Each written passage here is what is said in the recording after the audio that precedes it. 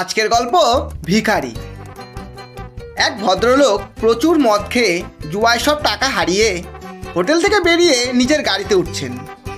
এমন সময় এক ভিক্ষুক তার কাছে ভিক্ষা চায়। ভিক্ষুক: কটা টাকা দেবেন স্যার? বাবু: আমার কাছে এখন একটা পয়সাও নেই, এক বোতল স্কচ আছে, তুমি এটা নাও। ভিক্ষুক: আমি মদ খাই না স্যার। বাবু পকেট থেকে দামি সিগারেটের প্যাকেট বার করে: তাহলে এটা রাখো। ভিক্ষুক: স্যার আমি সিগারেট বিড়ি খাই না। বাবু গাড়ি থেকে কিছু রেসের টিকিট বার করে: ঠিক আছে, কাল শনিবার, এটা রাখো, রেস খেলো। ভিক্ষুক: আমি জুয়া খেলি না স্যার। বাবু একটু ভেবে চলো, তোমাকে একটা মহিলার সাথে আলাপ করিয়ে দিচ্ছি, ফুর্তি করো। ভিক্ষুক: আমার বাড়িতে বউ আছে স্যার, আর আমি তাকে খুব ভালোবাসি।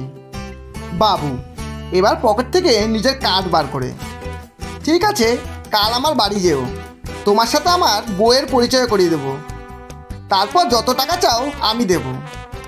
ভিক্ষুক: আপনার বউয়ের সাথে পরিচয় করতে হবে কেন স্যার?